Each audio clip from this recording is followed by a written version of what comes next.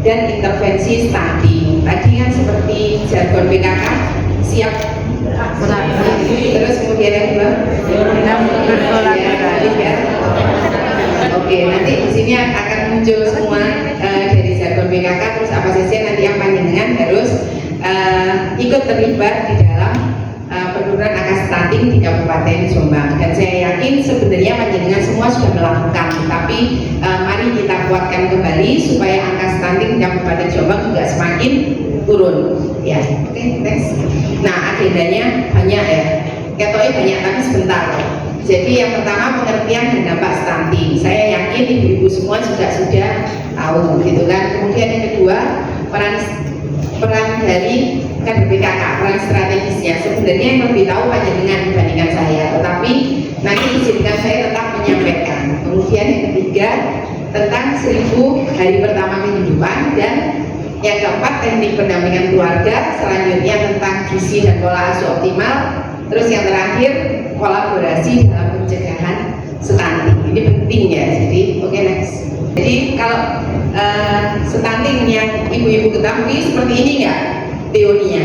Stunting adalah kondisi gagal tumbuh pada anak akibat kekurangan gizi kronis. Ya, pasti ini juga tahu. Kemudian penyakit berulang dan atau kurangnya stimulasi psikososial dengan ditandai dengan tinggi badan di bawah min 2 SD. SD sekolah dasar standar deviasi ya dari standar WHO. Nah, stunting ini akan mempengaruhi ada 1, 2, 3, 4 ya. Jadi EQ dari kemampuan otaknya, kognitifnya, daya ingatnya akan mudah menurun. Kemudian dari tubuh, imunnya juga menurun. Jadi kalau imunnya menurun akan gampang sakit ya. Jadi rentan terhadap penyakit infeksi dan juga penyakit metabolik. Kalau penyakit infeksi sudah tahu ya, penyakit infeksi apa saja yang gampang menyerang daya tahan tubuh. Contohnya apa Bu? Kena paku, terus kemudian infeksi, apa malih? Batuk, ya seperti itu ya. Jadi penyakit-penyakit nantinya membutuhkan pengobatan antibiotik. Nah, kalau yang metabolik itu adalah contohnya diabetes mellitus. Jadi diabetes mellitus itu kencing manis. Terus kemudian penyakit yang akan ke arah jantung. Jadi penyakit jantung dan lain sebagainya itu biasanya akan dipanen setelah hipertensi juga. Jadi biasanya penyakit metabolik ini akan dipanen setelah dewasa ya. Jadi kemudian 20-30% produktivitas akan mengalami penurunan, sehingga di situ tertulisnya penurunan potensi penghasilan. Kenapa? Karena kalau sakit biasanya Bu? Ya, sakit-sakitan. Ketika sakit-sakitan biasanya akan mempengaruhi ketika akan bekerja, jadi akan mempengaruhi pendapatannya. Kemudian generasi siklusnya ini stunting berpotensi diwariskan antar generasi. Biasanya kalau diwariskan antar generasi ini karena apa? Karena ketidaktahuan dalam pemenuhan gizi. Jadi biasanya dari pola asuhnya ya. Nah, di bawah itu ditulis prevalensi stunting di Indonesia berdasarkan data SSGI di tahun 2024 ada 19,8%, sedangkan di Jombang 17,3%. Artinya sudah di bawah targetnya prevalensi stunting yang menurut SSGI kita di bawahnya. Alhamdulillah, artinya itu sudah baik. Terus kemudian di tahun 2026 ini targetnya 17,5. Nanti kita lihat sampai saat ini Jombang di angka berapa persen. Nah, ini adalah teori stunting secara umum ya. Jadi stunting adalah masalah gizi kronis yang disebabkan oleh kurangnya asupan gizi dalam waktu yang lama. Waktu yang lama itu kapan? Nah, biasanya karena asupan makanan yang tidak sesuai dengan kebutuhan gizi. Waktu yang lama itu kapan Ibu? Tahu tidak?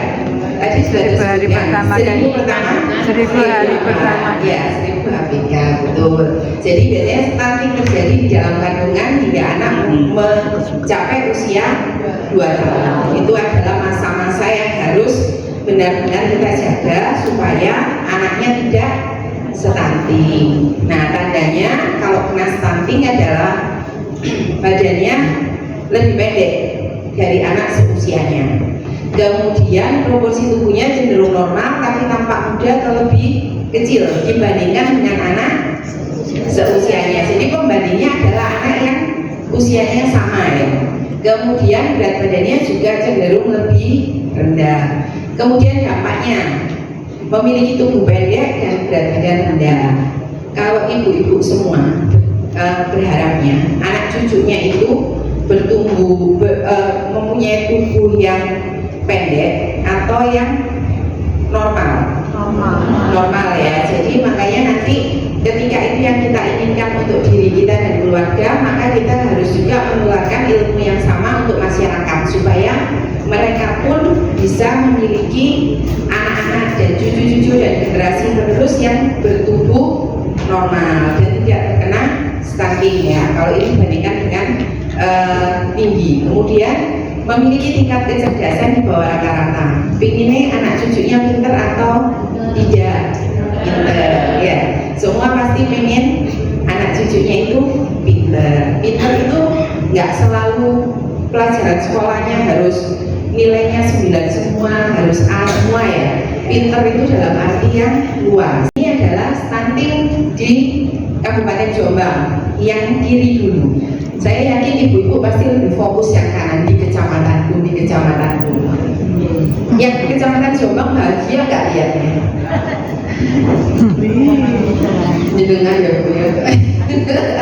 Nggak apa-apa Bu. Jadi kan itu tadi ya, nanti ayolah kita berjuang bersama-sama untuk menyelesaikan ini gitu kan. Jadi yang kita fokus dulu di capaian balita stunting Kabupaten Jombang. Kabupaten Jombang ini sudah mengalami penurunan di tahun 2022 dan di 8,39 dan turun terus di tahun 2025 di 3,43%. Nah, target nasionalnya ini di tahun 2026 17,5%, kita di 3,43% di tahun 2025. Nah, untuk yang stunting per kecamatan per bulan Mei rata-rata di Kabupaten Jombang angkanya ada di 3,3%. Ini berdasarkan data real, bukan SSGI ya, data real. Jadi data yang kader-kader biasanya kan ikut membantu kegiatan posyandu kan ya. Ada penimbangan, ada pengukuran tinggi badan. Nah ini hasilnya di Kabupaten Jombang itu, ini hasil realnya. Rata-rata kabupaten ada di angka 3,3. Nah yang kecamatan yang ke kanan, terus nggak usah tak pocok ya, dibaca sendiri saja. Nanti sedih nanti. Sudah tahu ya. Yang di sebelah kanan itu yang angkanya masih di atas angka rata-rata kabupaten. Tidak apa-apa, ayo nanti mari kita berkolaborasi untuk menyelesaikan ini. Dan yang di sebelah kiri itu adalah yang sudah di bawah angka rata-rata. Seperti itu ya, dia kabur. ada buka pusnya, ada buka pusnya hadir kabur. Makanya nggak saya bacakan, nanti buka pusnya seneng nanti ya. Nanti maaf ya Bu Nani ya, saya bacakan. Takut Bu Nani happy gitu ya.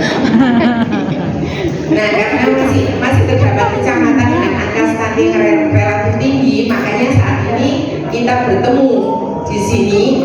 Nanti intervensinya enaknya piye gitu kan, supaya peran KDPKK dalam pendampingan keluarga di wilayah prioritas ini nanti bisa kita laksanakan dan menghasilkan hasil yang sesuai yang kita inginkan. Oke, nah ini yang kedua, yang satu sudah selesai. Ini peran strategis KDPKK. Yang pertama deteksi dini. Deteksi dini ini identifikasi anak beresiko melalui pengukuran rutin di posyandu, ini sudah dilakukan. Kemudian pendamping keluarga, kunjungan rumah, edukasi gizi dan motivasi perubahan perilaku. Sulit ya yang kedua?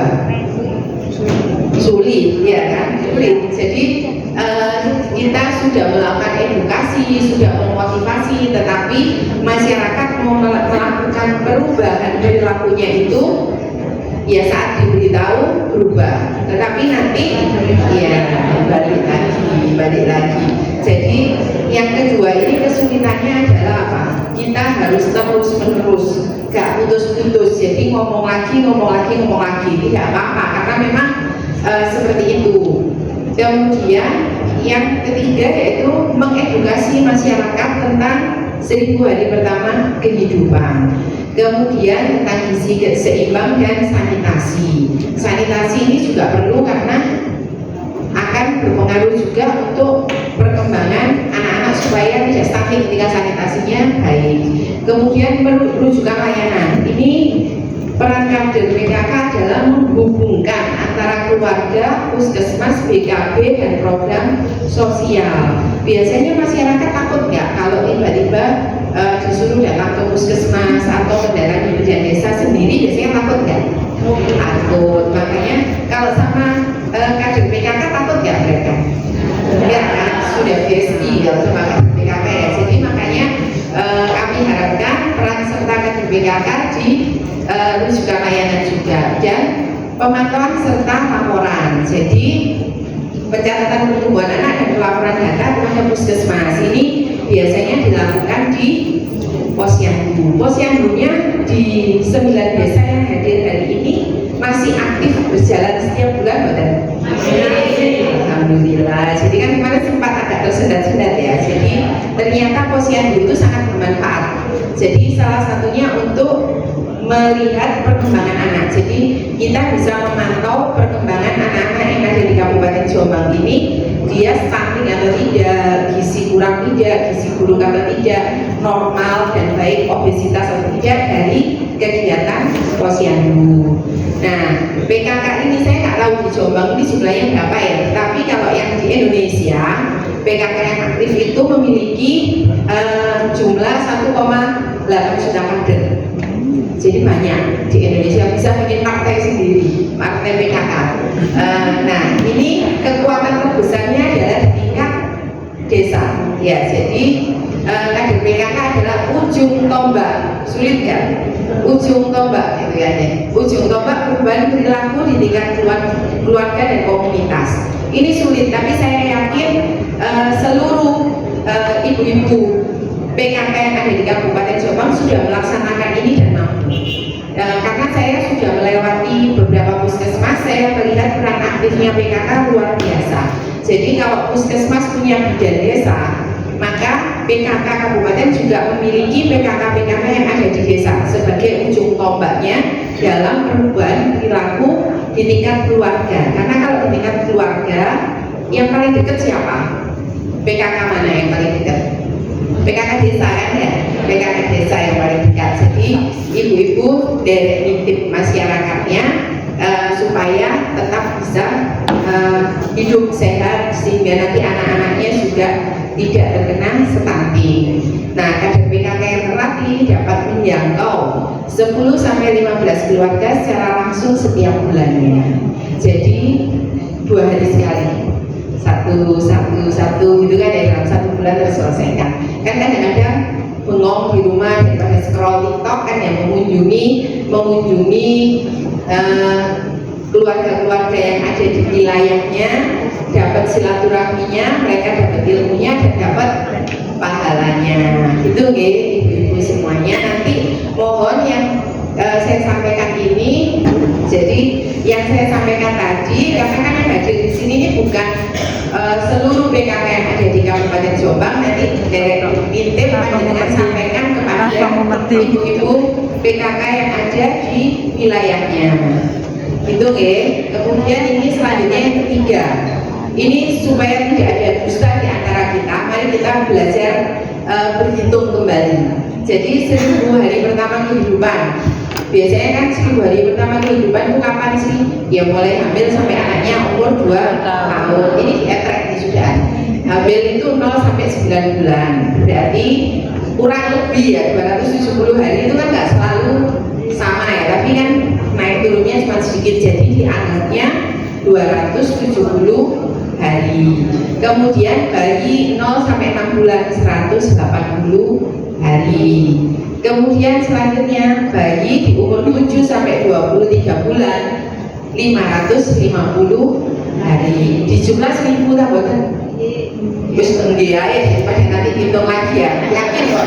Yakin 1000. Yakin 1000. Ya, sudah saya hitung. Ya, pas.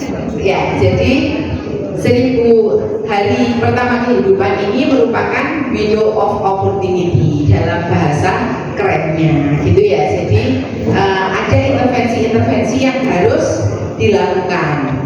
Intervensinya yaitu intervensi spesifik dan intervensi sensitif. Nah, intervensi spesifik yang harus dilakukan ini adalah pemberian tablet FA atau tablet besi DTD yang ada biasanya dari puskesmas ya, dan asam folat atau MMS untuk ibu hamil. Jadi saat ini ada program pemberian MMS, tetapi info saja. Jadi kemarin saya tanya puskesmas mana ya, Peterongan ya Bu, kemarin yang tanya waktu ada kegiatan di rumah sakit Muslimat.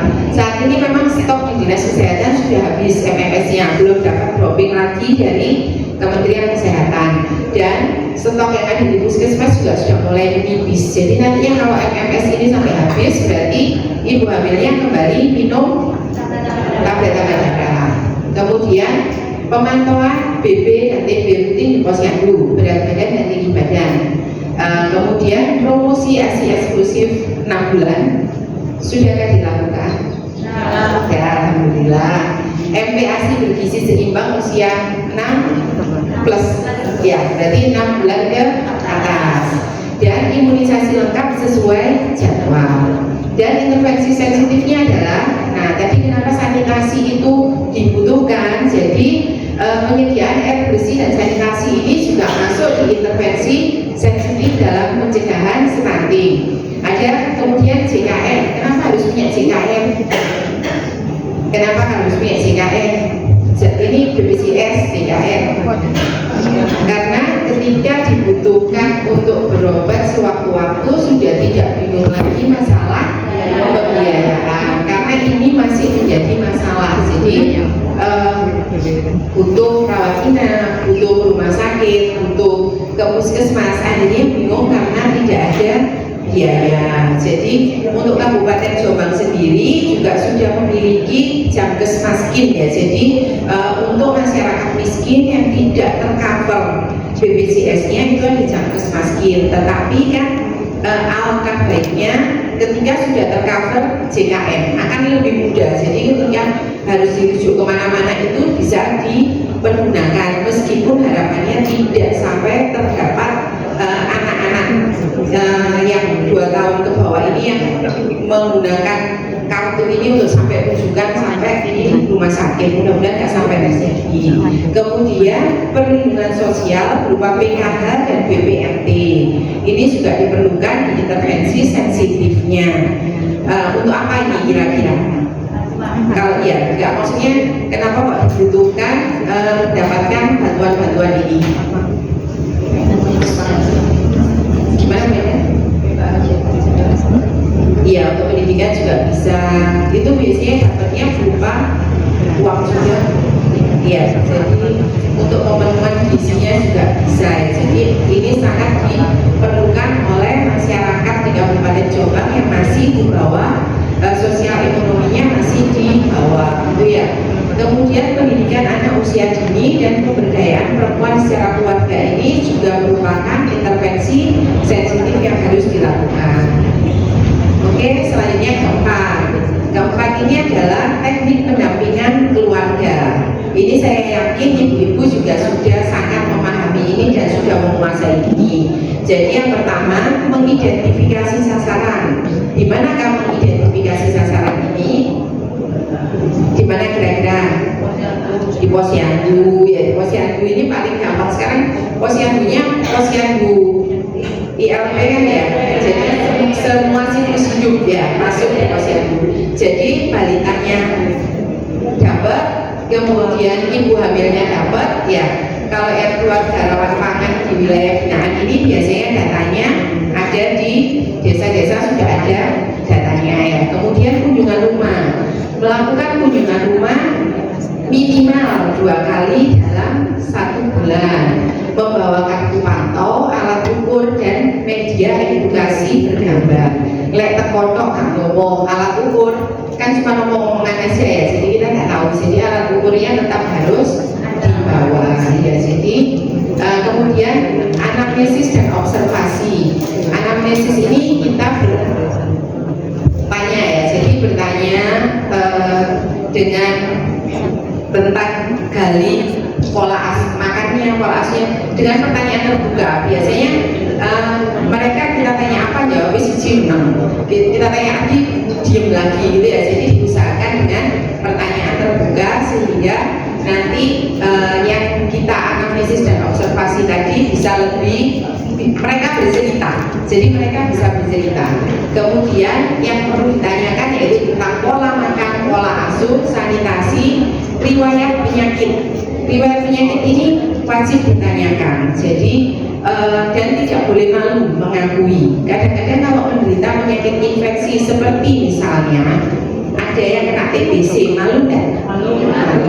Jadi makanya kalau peran serta kader PKK itu pendekatannya secara kekeluargaan. Dan ketika sudah bisa menggali sampai dalam banget, menggalinya dapat semua.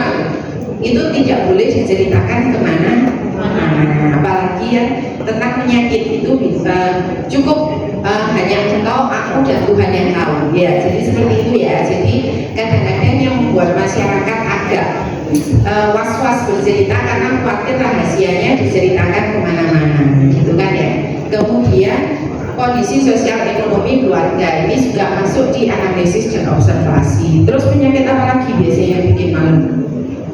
Kayak loro jantung biasanya bangga ya, aku loro jantung kemarin di ngomong Mas Santri itu cerita dengan bangga dengan semangat 45 gitu ya. Tetapi kalau tadi Bu HIV AIDS biasanya malu nggak? Padahal nantinya bayi yang lahir dari ibu HIV AIDS itu resiko tertular tidak? Resiko kalau cara melahirkannya tidak ditotokin awal. Jadi kalau ibu dengan HIV AIDS positif ya harus diobservasi dari awal, terus kemudian nanti cara persalinannya juga harus benar sehingga resiko penularan ke bayi bisa ditekan. Kemudian bayinya juga mendapatkan pengobatan pencegahan di awal. Jadi kalau sudah kan saat ini pasti ketahuan. Jadi ibu-ibu hamil yang akan melahirkan itu selalu dilakukan tes itu. Tapi biasanya penyakit ini juga menjadi masih stigmanya kan masih negatif, jadi agak susah. Padahal biasanya kalau bayinya kena HIV otomatis juga perkembangannya juga pasti akan kurang ya, tidak bisa seperti bayi-bayi yang normal. Mudah-mudahan sudah tidak bermunculan lagi bayi-bayi HIV. Kemudian KIE ini komunikasi, informasi, edukasi. Ini menyampaikan pesan kunci dengan bahasa sederhana, menggunakan media visual, kemudian melibatkan seluruh anggota keluarga. Kenapa harus dengan media? Saya berdiri di sini, ini nggak ada saya ngomong kok, panjenengan lihat saya terus, sama saya ngomong di sini, ini ada panjenengan juga lihat ke situ, itu di foto, lebih menarik mana? Ada kan? Kalau nggak ada kan panjenengan lihat saya terus kan bosen. Ya Allah, Bu Fitri mana gitu kan, gitu kan. Kalau gini kan bisa lihat berwarna-warni ya. Jadi mata ini juga terhibur gitu kan, melihatnya enggak mata saya oranye, hijau, tapi ada warna-warna lain yang bermunculan di sana gitu ibu-ibu. Jadi untuk ibu-ibu dari PKK punya nggak media tersebut, media visual? Ya, tidak punya. Ini visual ini media edukasi, bukan media visual, media edukasi. Punya, tidak punya. Kartu itu yang untuk ini loh, yang untuk menunjukkan pesan kunci. Ada apa itu? Lembar balik?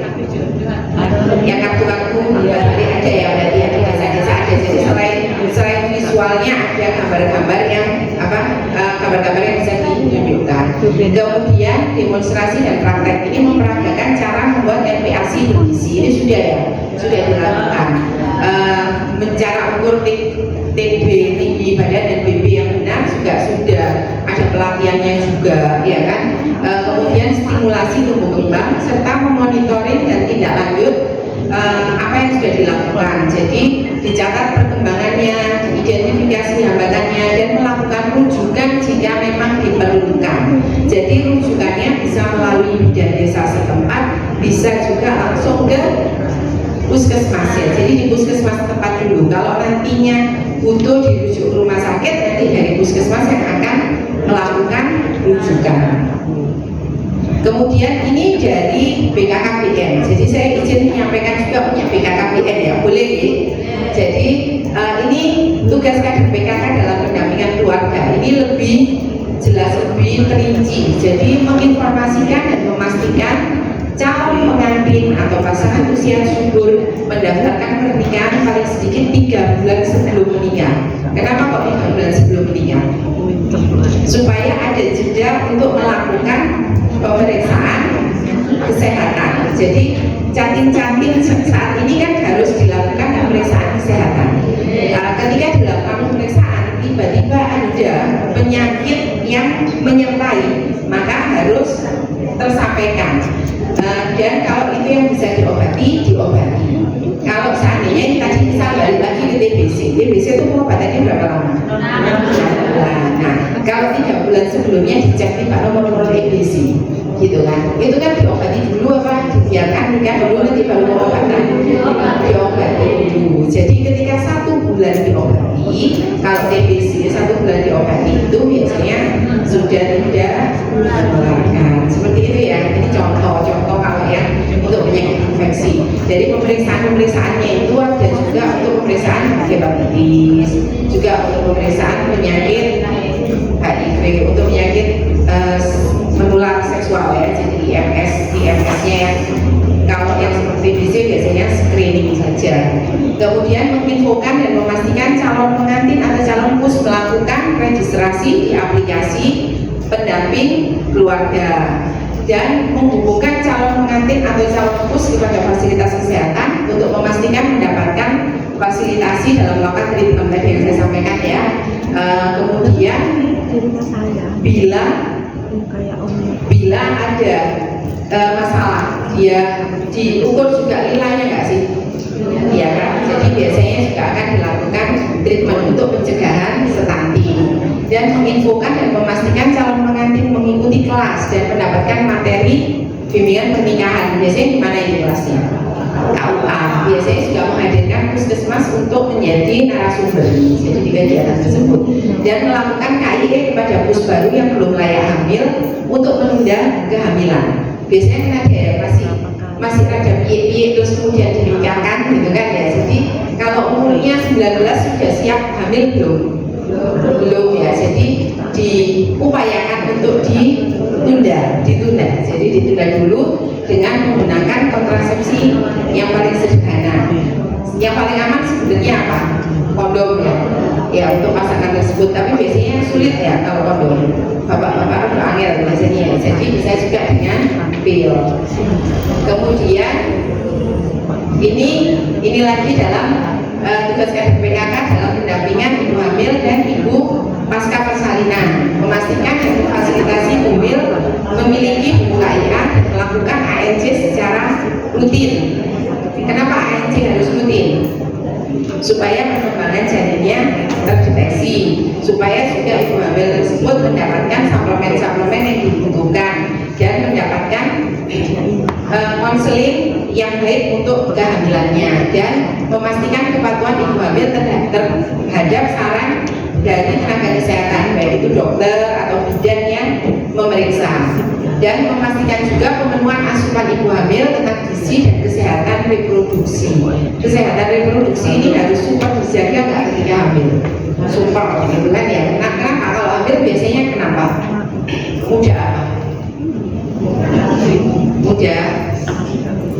untuk kesehatan reproduksi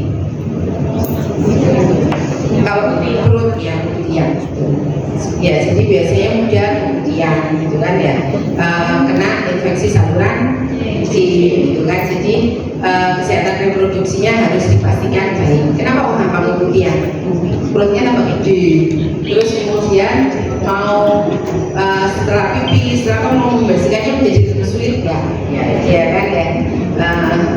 Kemudian membantu ibu hamil yang beresiko untuk menerima penyaluran program bansos stunting. Mungkin ini ada di desa ya biasanya, dan memasang dan menempelkan stiker B4K untuk di rumah tersebut terdapat ibu hamil. Kemudian berkoordinasi dengan keluarga hamil untuk melakukan persiapan dana persalinan. Meskipun sudah punya JKN, tetap dibutuhkan dana enggak ketika melahirkan? Untuk apa? Untuk kebutuhan hidup. Untuk apa coba? Untuk kebutuhan bayi. Ibunya nggak butuh apa?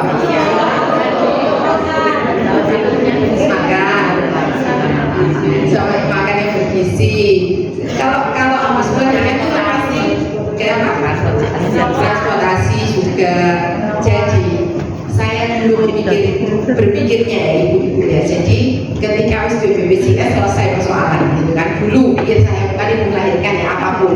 Jadi saya terkasih ya dulu. Saya masih ingat sekali di orang itu bekerja di pasar sudah sepuh gitu kan. Dia minta rujukan gitu kan. Terus berangkat, terus saya balik saya tuh nangis. Oh ini saya dirujuk ke dokter Sutomo, gini-gini macam gitu kan. Ya udah sih Pak berangkat gitu kan, ya nggak bisa Bu. Lah kan sudah punya BPJS Pak kan nggak bayar. Terus Bu, lah keretanya, lah ininya, lah itunya. Terus kan itu menggaluh ya posisinya. Terus saya tanya, Pak panjenengan kalau ke RSUD itu naik apa sih gitu kan? Naik kentor. Bayar kentornya berapa? Atau 50.000 atau berapa? Lah penghasilannya sih Bapak ini sedino ya nggak sampai segitu. Oh iya ya, ternyata BPJS, kartu BPJS toh ini ya tidak menyelesaikan masalah. Dia harus tetap punya anggaran lebih. Lah terus kemudian untuk yang gagal, saya jokong kan ditukus bungkus ambil lagi ya kan kayak gitu. Ya kan nanti kan sakit kalau enggak. Ternyata masih tetap butuh anggaran lain untuk biaya hidup dan lain-lainnya. Kalau untuk ibu melahirkan juga tetap butuh gitu kan. Kok sampai ibu apa pembalutnya butuh banyak nggak? Butuh banyak, bolak-balik harus ganti. Itu kan juga butuh biaya ya, tidak ada yang gratis gitu kan. Jadi tetap harus mempersiapkan dana untuk persalinan. Dan ketika ibu sudah melahirkan, maka di KIE tentang pemberian ASI eksklusif. Banyak ibu-ibu muda sekarang yang tidak memberikan ASI kan? Ya, padahal ASI itu gratis, ya. ASI itu gratis. Jadi mereka lebih memilih beli support kan enak, lebih baik kan untuk kebutuhan lainnya. Dan kemudian membantu penyaluran program bansos stunting tepat sasaran. Kalau ini saya membacakan saja, nanti saya jangan bertanya ya tentang penyaluran bansos karena ini BKKBN saya juga tidak tahu tekniknya, tetapi kalau yang lain-lain tadi ininya dari dinas kesehatan.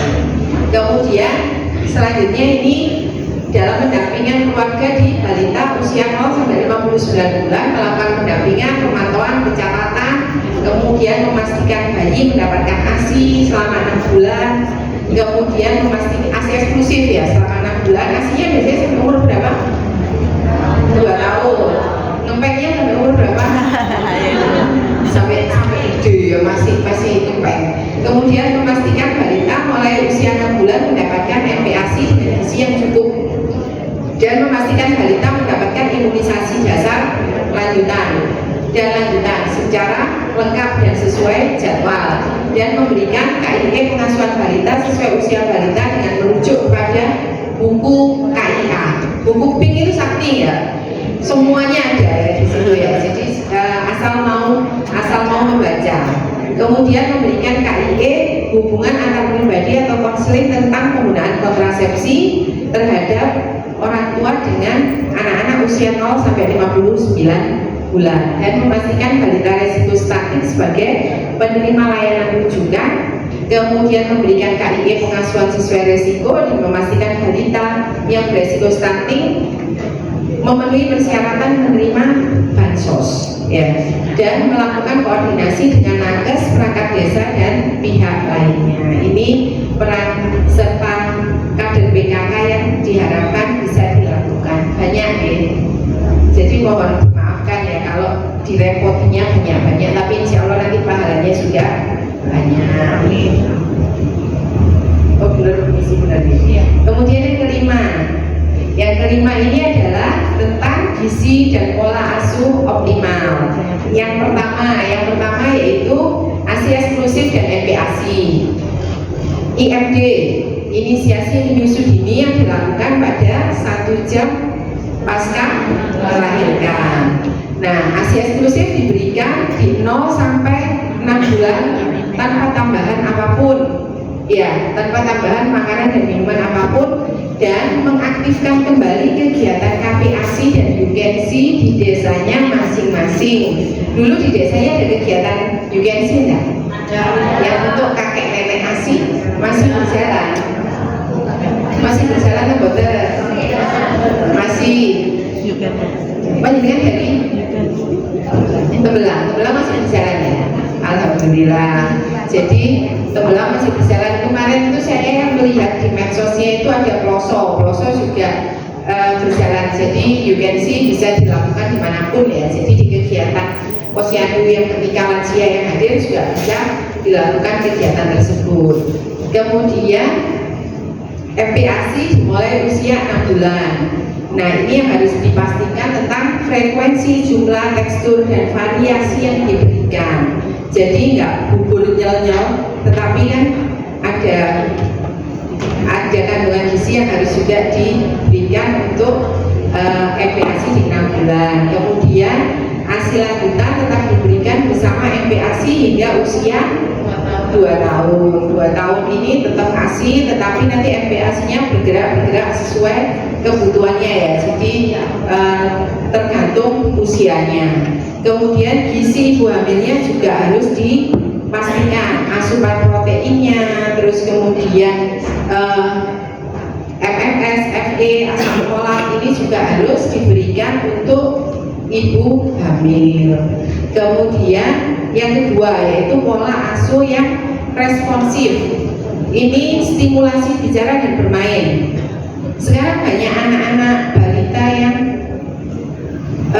ini ya, keterlambatan dalam berbicara. Kenapa kira-kira? KKNHB. Siapa yang KKNHB? Siapanya? Iya. Nanti anaknya yang dilakukan, bukan ibu. Jadi ibunya nggak ngajak anaknya ngobrol. Kalau zaman dulu itu ketika di perut sudah disuruh ngajak ngobrol kan? Ya kan? Ngaji, ngobrol, apa gitu kan? Sekarang masih seperti itu enggak? Masih ada yang masih kok. Tetap harus nanti tetap kita galakkan ya, meskipun sudah terjadi penurunan. Jadi biasanya anak-anak dengan keterlambatan berbicara, terus kemudian ada gangguan di motoriknya juga biasanya karena memang nggak keren. Jadi ibu dewi biasanya. Dan di rumah tidak ada orang lain yang mengajak berbicara. Kemudian makan bersama responsif, makan sambil berinteraksi, tidak sambil ya. Jadi ibu pernah mencoba nggak? Kalau saya ya, ketika pagi hari saya nggak mau buka HP biasanya. Jadi pagi hari sampai saya berangkat kerja itu saya berusaha untuk tidak membuka HP kecuali telepon. Kalau telepon biasanya saya lihat gitu kan. Kalau cuma mau lihat WA, lihat ini nanti akhirnya nggak selesai kerjanya terlambat. Iya, jadinya apa yang kita siapkan di pagi hari ini berantakan semua karena kita nggak kosong. Buka HP itu tidak terasa.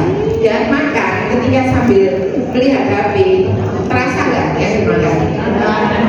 Kalau dulu zaman kita masih kecil-kecil, saya ini mungkin ya banyak yang jauh lebih muda daripada saya. Jadi zaman dulu itu masih tidak ada HP ya. Jadi biasanya kalau makan, kalau saya dulu sambil baca komik, baca apa itu sambil makan, dimarahi sama ibu saya, dimarahi. Dibilangnya apa? Nanti makannya direwangi. Betul kan ya? Jadi ternyata apa yang disampaikan ibu-ibu dulu itu benar, gitu kan? Tidak boleh. Ternyata makan itu tidak boleh didistraksi oleh apapun. Jadi makan ya makan. Dan kebersihan serta sanitasi harus juga dijaga. Cuci tangan pakai sabun penting ya. Mencegah apa? Kuman. Jadi penyakit apa yang bisa dicegah? Penyakit infeksi bisa dicegah dengan kita mencuci tangan dengan menggunakan sabun. Kalau ini ada orang batuk, ini ya misal ini yang saya pegang. Habis ada orang batuk, pegang ini saya pegang. Saya kasih tutup bilang tidak. Makanya harus cuci tangan pakai sabun. Masih ingat langkah-langkahnya? Alhamdulillah. Kemudian yang kedua dipastikan air bersih sudah tersedia dan jamban sehat sudah ada semua kan ya. Kabupaten Jombang sudah UDR. Artinya kalau sudah UDR semuanya sudah buang air besarnya di pada prakteknya seperti itu apa tidak? Megalo mana Megalo? Megalo mana? Dari Megalo mana? Mana Megalo? Oh itu di belakang Bu. Di Megalo panjenengan ininya di desa mana?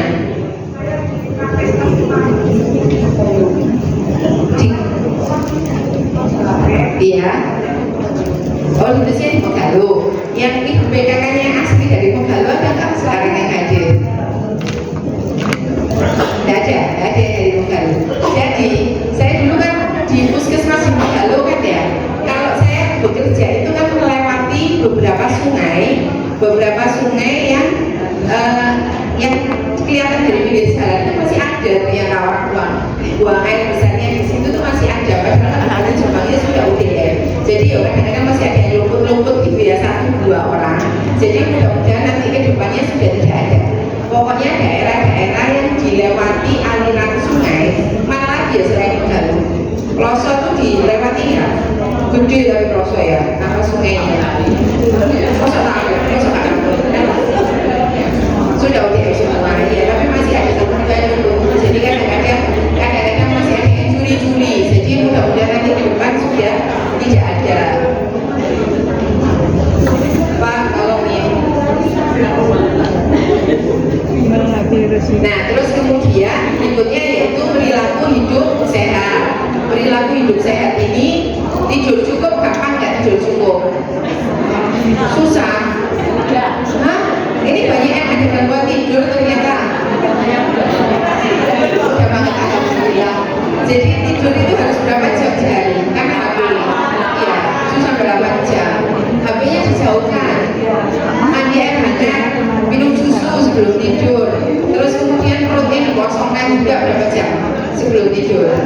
Kurang lebih 3-4 jam ya harus sudah nggak makan berat gitu kan. Di ininya juga pikirannya dikendalikan. Yang ada gangguan saya pikir ini nggak ada yang terganggu dengan tidur. Tidak merokok dalam rumah, susah nggak tidak merokok dalam rumah? Iya, nggak tidak.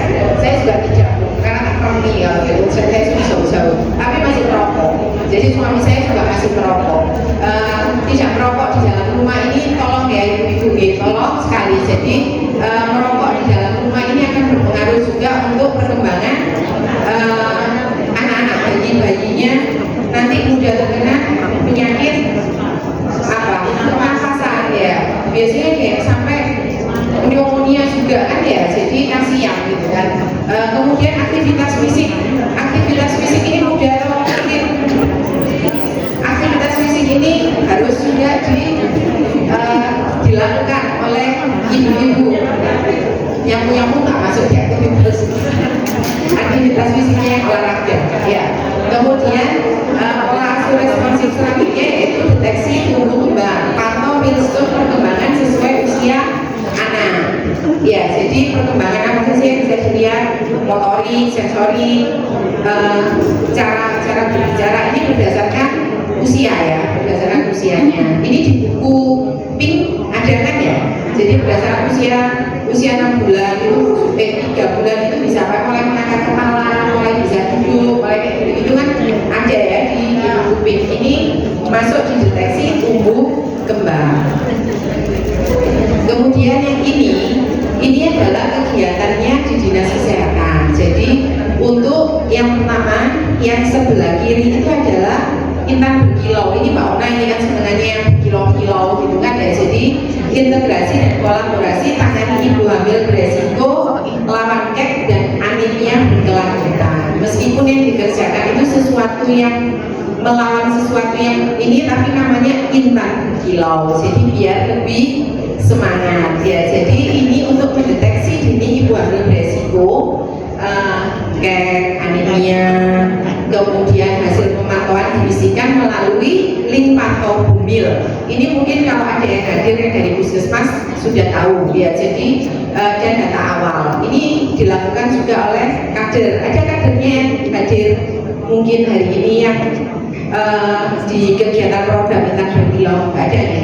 Jadi yang kadernya yang mengikuti program ini, yang saat ini melakukan program ini ada berapa kader ya Pak? 100-an ya? 200 ibu hamilnya, oh ya satu ke satu ya. Jadi 200 ibu kader mendampingi satu ibu hamil. Jadi 200 kader, 200 hamil. Nah, tugasnya deteksi dini kemudian mendampingi ibu hamil yang dilakukan oleh nakes dan kader secara real time. Jadi langsung. Jadi hasil pendampingannya diisikan melalui link. Ya, jadi meskipun tidak semua ibu hamil, paling tidak kita berupaya untuk menurunkan angka ibu hamil yang ya, dan mengintervensi ibu hamil tersebut dengan melakukan pemeriksaan secara rutin dan memberikan suplemen yang dibutuhkan serta apalagi Pak Ona yang diberikan intervensi gizinya. Nggak ada ya, PMT diberikan juga ya, PMT diberikan didampingi ya, nggak diberikan cuma didampingi dalam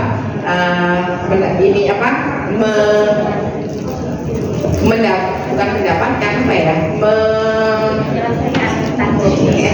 menyelesaikan hasil itu dengan adanya PMT, terus kemudian suplemen dan pemeriksaan secara terus menerus oleh 200 kader yang ada di desa-desa. Jadi kemudian pemantauan berkelanjutan hingga masa nifas serta memastikan ibu dan bayi selamat serta bayinya tidak BBLR. Karena kalau BBLR maka beresiko untuk stunting. Jadi biasanya kalau sudah melahirkan mesti direken siapa? Bayi itu apa enggak? Bayi ibunya enggak. Kasihan ya ibu ya. Makanya saat ini ada pendampingan. Nah kemudian yang kegiatan berikutnya adalah untuk balitanya yang sudah stunting. Ini anting berlian, satunya intan berkilau. Jadi anak saya jadi kesini senang sesuatu yang berkilau-kilau. Yaitu yang pertama memberikan makanan tambahan berupa susu PKMK. Susu PKMK itu saat ini yang ada di masyarakat kita itu diberikan dari puskesmas melalui resep dokter spesialis anak. Jadi diperiksa dulu oleh dokter spesialis anak, diberikan resep, nanti ngambilnya di puskesmas. Itu SGM yang warna ungu. Ya, jadi awal-awal ya banyak yang menolak karena dengan dosis segitu diberikannya bolak-balik enak biasanya ya. Tapi lama-lama semakin kesini semakin baik penerimaan masyarakat. Jadi 36 kotak diberikan untuk balita stunting dan melakukan rujukan tata laksana stunting melalui standar ke rumah sakit secara fast track. Jadi rumah sakitnya bukan cuma RSUD Jombang, ada beberapa rumah sakit juga yang menerima ini. Jadi nanti rujukan dari puskesmas juga. Fast track ini artinya mereka bukan nggak pakai antri sama sekali, tapi diselang-seling. Jadi antrinya pasien umum, antrinya pasien yang rumah sakit itu sendiri, nanti di sela-selanya ada yang untuk balita-balita stunting. Jadi nanti kalau mungkin ada keluhan-keluhan di masyarakat nggak mau dirujuk malas antri, sudah ada fast track. Jadi dan gratis. Dan alhamdulillahnya bisa digratiskan. Jadi dibiayai oleh pemerintah Kabupaten Jombang. Nah, ini pemerintah desa memfasilitasi serta mengantar balita stunting tersebut ke rumah sakit kalau mau.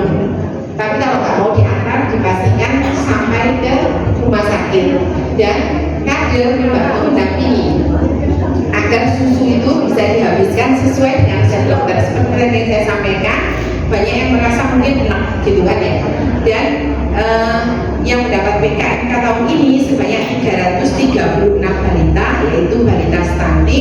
gizi buruk dan gizi kurang.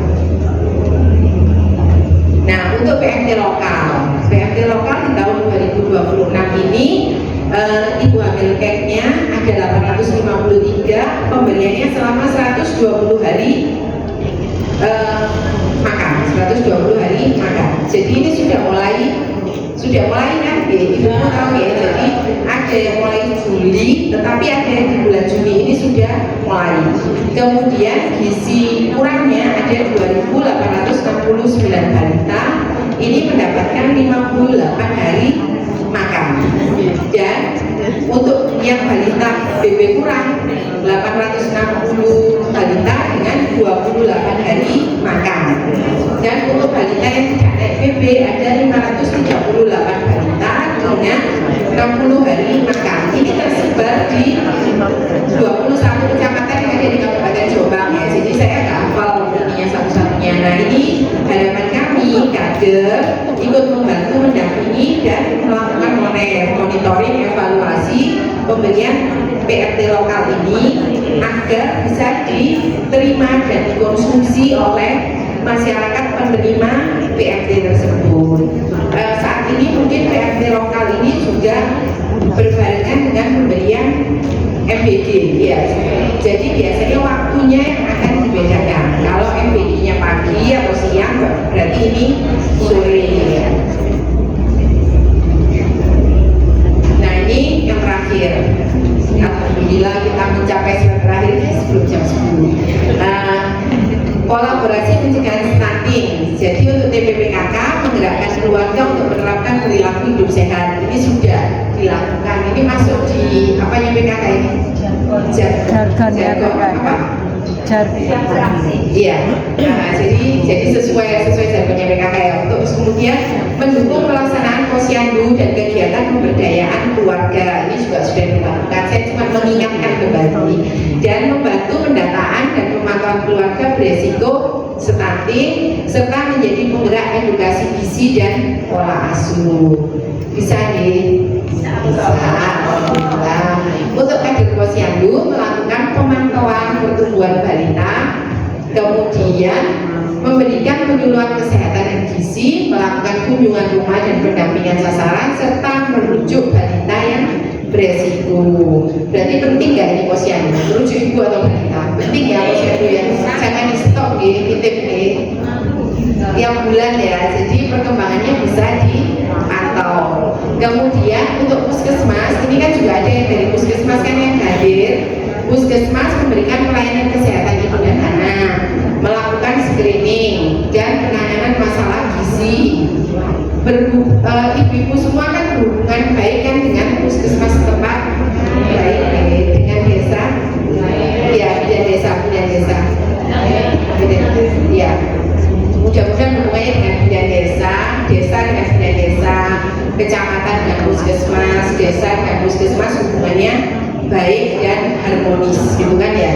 Dan membina serta meningkatkan kapasitas kader. Jadi itu tugasnya puskesmas dan menyediakan data serta informasi kesehatan. Jadi kalau dari kolaborasi ini semuanya dilakukan, saya yakin bahwa penurunan angka stunting di Kabupaten Jombang yang saat ini sebenarnya sudah turun ya, sudah turun di angka 3,3. Targetnya Pak Bupati di akhir tahun ini adalah di bawah 3%. Ya, di bawah 3%. Bisa ya ibu-ibu ya. Kita mencapai target itu bersama-sama. Bismillah. Jadi dengan semangat, dengan kekompakan dan kolaborasi yang baik, insya Allah apa yang kita harapkan bisa tercapai. Selanjutnya untuk Pemdes mendukung kebijakan dan program pencegahan stunting. Kemudian mengalokasikan anggaran untuk kegiatan kesehatan dan pemberdayaan masyarakat. Saya tidak berani intervensi apapun, tapi saya berharap tetap ada alokasi anggaran untuk kegiatan yang berhubungan dengan kesehatan. Karena itu tujuannya juga untuk masyarakat di desanya masing-masing dan memfasilitasi koordinasi lintas sektor, serta untuk PAUD atau sekolah memberikan edukasi gizi kesehatan, memantau tumbuh kembang usia dini, dan menanamkan perilaku hidup bersih dan sehat secara dini. Biasanya kalau anak-anak kecil-kecil lebih tua biasanya diajari ya sama mereka. Diajari loh biasanya kalau kita nggak cuci tangan atau apa ditegur, mau makan cuci tangan dulu gitu kan, pasti mereka lebih cepat masuk kalau anak kecil ya. Kemudian Toga dan Toma menjadi panutan dalam perubahan perilaku masyarakat, menyampaikan pesan-pesan kesehatan melalui kegiatan kemasyarakatan, keluarga, dan menjadi pelaksana utama praktek gizi dan pengasuhan yang baik, serta memastikan umil dan balita mendapatkan pelayanan kesehatan secara rutin. Nah, ini adalah contoh-contoh dukungan PKK. Banyak ya kegiatan, ada banyak lagi. Ini yang cuma yang terekam di sini. Ini bukan 1000 hari pertama ya sebenarnya ya. Bukan hari pertama kelahiran, tapi kehidupan ya. Ketua Tim Penggerak PKK Jombang, penanganan stunting dimulai dari 1000 hari pertama kehidupan. Ini tipe dari apa? Dari medianya, nggak apa-apa ya. Tetapi ini menunjukkan bahwa Abah Bupati dan Ibu Ketua Tim Penggerak PKK Kabupaten Jombang sangat ikut berperan aktif dalam kegiatan dalam pencegahan stunting. Kemudian kegiatan imunisasi polio massal juga Ibu BKK alhamdulillah juga itu mendampingi, serta di kegiatan TPJ serta pemberian menu sehat stunting juga ikut terlibat. TPJ masih ada kan ya? Masih? Tahun ini tidak ada yang enggak ya. Mudah-mudahan nanti di tahun-tahun berikutnya ada kembali, lahir kembali mudah-mudahan. Nah, ini pesan kuncinya adalah kader PKK adalah garda terdepan melawan stunting. Bersama-sama kok, bersama saya, bersama nakes-nakes yang ada di puskesmas, tidak sendiri. Jadi bersama kita bisa, gitu kan ya. Deteksi dini plus pendampingan intensif, artinya itu adalah perubahan nyata, akan muncul perubahan nyata dengan deteksi dini dan pendampingan secara intensif. Gizi dan pola asuh baik dimulai dari 1000 hari pertama kehidupan.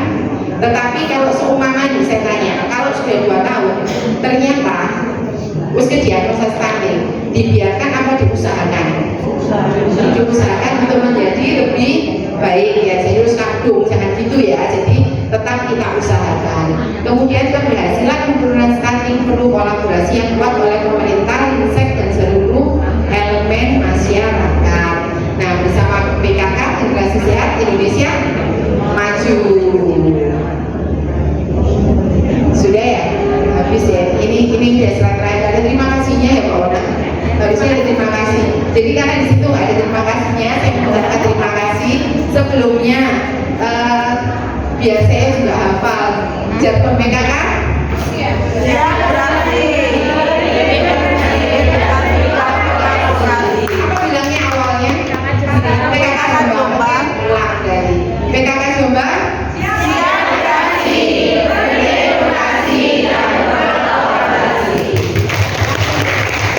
Terima kasih Ibu PKK yang luar biasa, hebat-hebat.